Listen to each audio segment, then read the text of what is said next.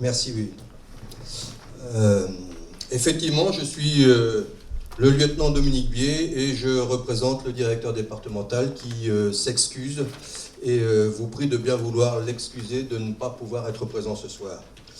Je dois vous faire part de ses regrets parce qu'effectivement, il n'est pas à vos côtés ce soir, mais il m'a demandé de le représenter et c'est avec plaisir que je vais me plier à cet exercice.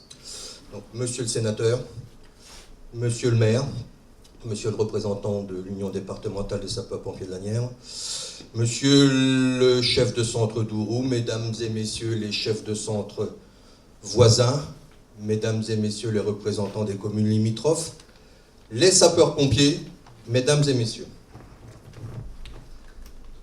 Traditionnellement, la Sainte-Barbe, moment privilégié de célébration, notre sainte patronne, est l'occasion d'honorer ou de récompenser certains d'entre vous. J'adresse donc mes sincères félicitations aux promus, aux médaillés, ainsi qu'aux futurs diplômés, en vous remerciant toutes et tous pour l'engagement dont vous faites preuve au service de nos concitoyens. Le travail fait au quotidien avec M. Guy Ourkabi, président du SDIS, l'ensemble des membres du conseil d'administration et Madame la préfète réaffirme la confiance que nous devons avoir dans la gouvernance du SDIS 58. L'année 2019 n'a pas été avare de toute avancée. Plusieurs dossiers structurels ont vu le jour.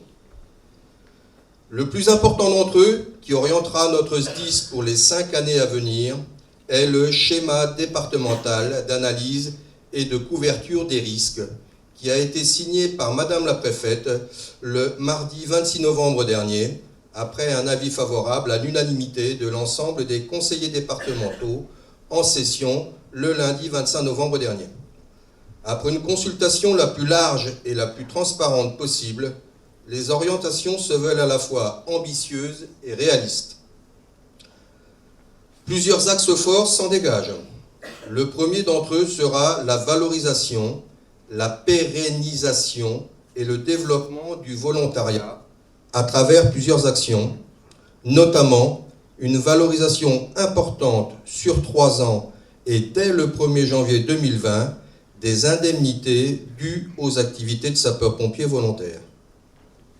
Le deuxième concerne la sécurisation des secteurs de Clamecy, Cosne et de Château-Chinon, avec pour Clamecy et Cosne la consolidation à minima de la réponse opérationnelle par des effectifs supplémentaires en sapeurs-pompiers professionnels.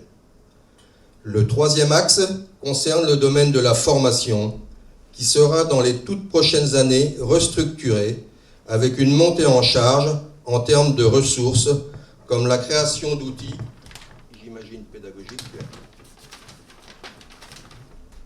pédagogiques, fixes et ou mobiles, qui seront mis à disposition sur un plateau technique qui reste à créer.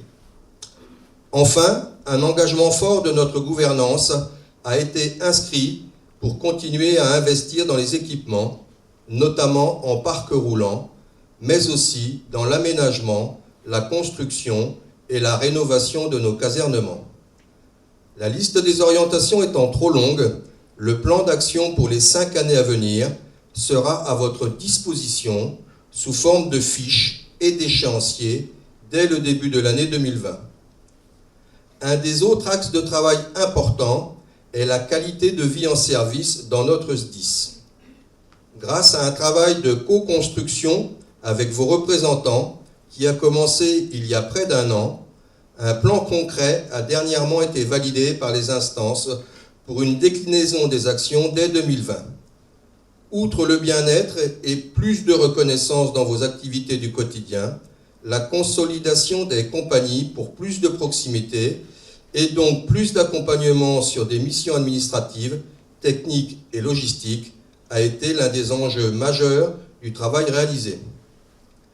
Une assistante administrative par compagnie devra permettre de décharger en partie l'encadrement des centres des lourdes tâches administratives.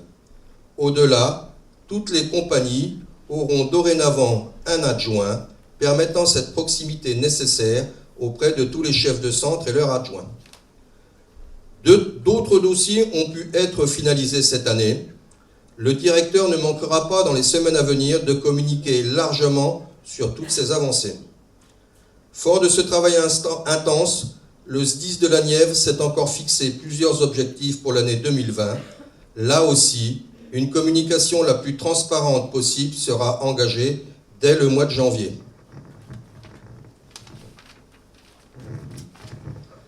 On peut citer notamment la mise en place des officiers de garde au centre de secours principal de Saint-Éloi, ou encore les chefs de salle au grade de lieutenant au CTA Codis.